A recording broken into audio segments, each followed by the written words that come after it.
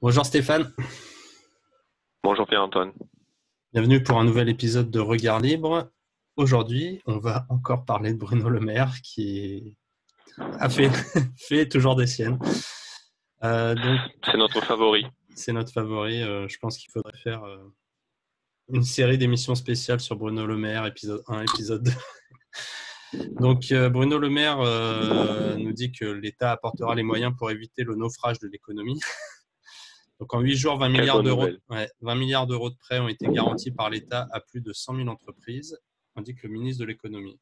Et donc j'ai vu aussi un article de Pascal Salin dans Contrepoint, dans lequel on nous dit donc voilà que Bruno Le Maire a affirmé contre la crise, nous avons choisi la dette, le seul choix responsable. Et donc Pascal Salin nous dit que le déficit Il dit public non. dit non. Donc je te propose de Et il a discuter raison. de ce point de vue. Oh, je vais pas me mettre en concurrent de Pascal Salin. Je renvoie nos auditeurs éventuels à l'article de Pascal Salin. C'est dans Contrepoint, c'est ça? Tu mettras Contrepoint, le ouais, lien tout à fait. peut-être? Ouais, je mettrai le lien ouais, en description. Mais dans l'esprit, je pense qu'il faut restons sur des choses simples.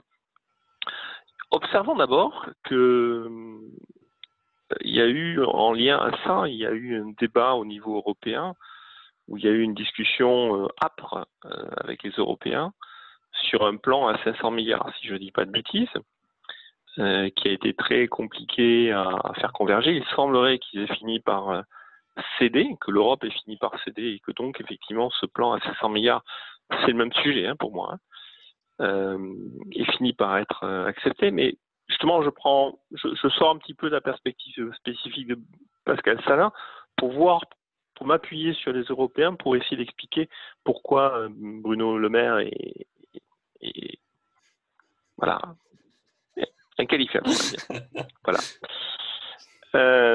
On s'est étonné pendant ce débat où les journalistes ou d'autres se sont étonnés que, si mes souvenirs sont bons, les Hollandais en particulier, et d'autres Scandinaves, je crois que c'était les Finlandais de mémoire, je suis sûr des Hollandais, les Polonais peut-être aussi, étaient en opposition avec le principe d'un tel plan dit de relance, en tout cas de dette collectivisée au niveau européen, dont l'esprit consiste à dire, écoutez messieurs, voilà, moi la France, peut-être l'Italie aussi, peut-être l'Espagne aussi, j'en sais rien, je sais pour la France, je me suis mis dans une telle mouise au niveau économique avec mon blocus et autres mesures du même acabit que je vais avoir un énorme déficit, je vais avoir un énorme trou.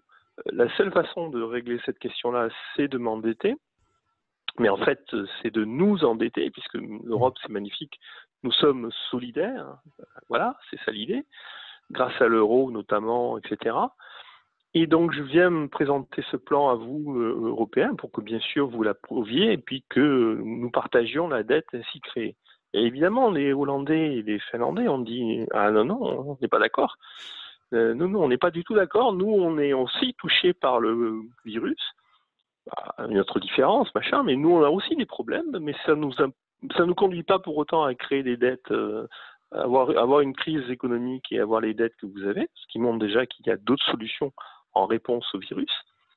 Et donc nous, on a pris d'autres options. On n'a pas complètement détruit notre économie comme vous êtes en train de le faire, vous, la France.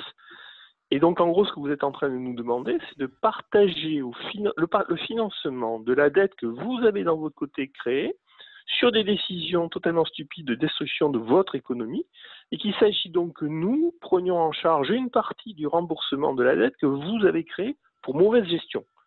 C'est ça le truc. Et vous vous étonnez, et on s'étonne, et les journalistes s'étonnent que les Hollandais, Polonais ou autres, etc., disent « Ah non, non, on n'est pas d'accord ». Mais c'est complètement stupide. Il semblerait que la dette, que dès qu'on passe au niveau européen, euro, banque centrale, etc., ça soit un truc positif, ça soit un truc bien, facile, qui n'est pas un problème, alors que tout le monde sait que quand il est endetté chez soi, c'est un vrai problème et que ça empêche de faire tout un tas de trucs. Il y a ce mythe comme quoi la dette publique et la dette normale, c'est pas la même dette. Tu vois? Ouais, Bah, de toute façon, tout ce qui est Mais public, c'est pour pourtant, le bien commun. Donc, de base, voilà, mais, mais, il y a mais une même auréole indépendamment de autour. ça, oui, mais c'est vrai, mais même indépendamment de ça, Oui, moi je vois passer des commentaires qui disent, mais de toute façon, la dette publique, c'est pas une vraie dette, donc c'est pas un problème. On a vu le prix Nobel là, ah oui, j'ai oublié. qui Ouais, dit, bah, ne vous inquiétez pas, c'est que de la dette, ça va se régler, c'est pas un problème. Mais enfin, quand même, il y a pas de miracle. Pour que ça soit pas un problème, ça veut dire qu'à un moment donné, on va pas la rembourser. D'une manière ou d'une autre, ça veut dire qu'on va pas la rembourser, soit qu'on dit qu'on la rembourse pas. Dans ce cas-là, les gens qui nous ont prêté de l'argent, ils vont pas nous en prêter tout le temps. Hein. Ils vont ouais. pas prendre les gens pour des imbéciles. Soit il va falloir la rembourser, et dans ce cas-là, on va être, pas nous, mais les générations d'après nous vont être totalement ruinées. Et puis, ce sont eux qui décident la dette, mais c'est nous qui la remboursons. Toi, quand Ouais, bah, tu comme prends toujours. une dette pour... Ouais, mais toi, quand tu prends une dette pour ton appartement, c'est toi qui la rembourses. C'est toi qui Ouais. décides, c'est toi qui rembourses. Eux, non, ils décident d'une dette, mais c'est nous qui la remboursons. En plus, ils seront même plus là. En plus, Il ils sont faudra plus les là. Ah oui, rembourser. tout à Ouais. fait.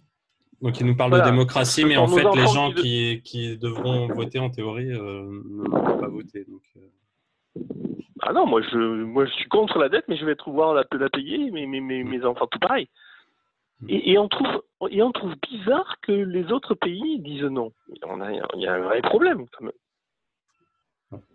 Tu vois? Qu'est-ce que t'en penses? bah, enfin, pour moi, c'est toujours un peu l'arrogance, et, une sorte d'idéalisation du public et que on y arrivera. La France, et voilà, est au-dessus de ça. Les élites françaises méritent le respect des autres Européens, donc ils devraient accepter de nous prêter de l'argent. Il y a Oui, un peu ce sentiment, je c'est vrai pense. que c'est vrai que vis-à-vis des autres pays européens, il y a une arrogance hallucinante. Comment pouvez-vous oser dire non alors que nous savons très bien que c'est la bonne solution. C'est une solution responsable. Responsable. C'est être responsable que d'endetter son peuple. C'est ça la définition de la responsabilité. Et Je, c'est vrai je que... fais, Ouais. je, Vas-y, finis. Non, non, je prends des mauvaises mesures. Je mets la situation du pays à genoux. Parce que je tue son économie. Il va y avoir des faillites de Mais ça, il partout. n'en a même pas Et en conscience. réponse à ça, oui, mais c'est pourtant ce qui va se passer. Oui. C'est déjà en train de se passer. On va le voir très vite. Et, et à côté de ça, il est responsable d'endetter les gens, en plus de tout ce cas. Mais ça laisse supposer que ce monsieur, comme d'autres, hein, comme ceux qui le conseillent, ont une compréhension de l'économie, la théorie économique, je pense probablement héritée de Keynes, etc., qui ne correspond à rien de réel. Ils sont dans une espèce de mythe de virtualité de l'économie je ne sais pas où c'est Ah, je qu'on pense leur de la apprend planche à ce genre de billets, choses-là. que voilà, il suffit que la Hum, BCE, la Banque centrale, imprime hum. du cash et c'est bon. En fait, l'argent, c'est rien, c'est juste, Ouais. ça s'imprime à volonté. Mais alors, et peut-être, mais alors moi j'ai une dernière question. Si la Si planche c'était à billets facile, oui. suffit à, oui, Vas-y. voilà, si c'était facile, s'il suffit de faire la planche à billets, produire de la monnaie, etc., Fait-on pas tout le s'endetter, temps, quoi. etc. D'une part, pourquoi l'homme ne le fait pas tout le temps? Pourquoi on ne le fait pas pour rendre tous les gens riches? Pourquoi il y a encore des pauvres? Et puis pourquoi on paye des impôts et des taxes? Ouais. Puisque il n'y a pas besoin d'impôts et de taxes, puisque l'État, il suffit de s'endetter, que c'est une bonne chose, que c'est responsable, il suffit de s'endetter pour avoir de l'argent. Pourquoi on paye des impôts et des taxes? Et pourquoi il y a encore des pauvres? Ouais. Bonne question. Et moi, je remarque aussi que là, on parle de dette, que voilà, il va falloir faire plein de dettes pour sauver l'économie, entre guillemets, mais jamais ils parlent de faire des économies. Et ils ont parlé dans le Ah ben privé non. de jobs essentiels, qu'en gros, les jobs essentiels avaient le droit de rester, mais dans le secteur public, j'imagine qu'il y aurait Ah ben aussi non. un secteur essentiel et qu'on pourrait supprimer certains postes, mais ça, Mais non, jamais. le secteur public est essentiel, voyons. C'est le service public. C'est Le essentiel, service voyons. public. Sinon, ça ne serait pas le service public.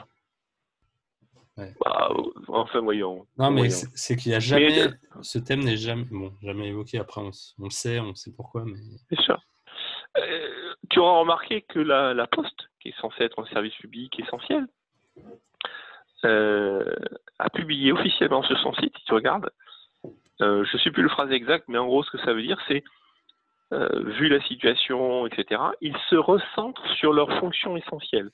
Et à côté de ça, ils ne distribuent plus le courrier. Ici, ça fait, je crois, en un mois, on a eu une fois le courrier porté. Oui, on peut plus faire de recommandés, donc, vraiment, la Poste, c'est bazar. Voilà, moi j'attends un colis depuis 3 semaines déjà. Bon. Et donc, la Poste ose te dire que la distribution de courrier n'est pas un service essentiel. Ouais.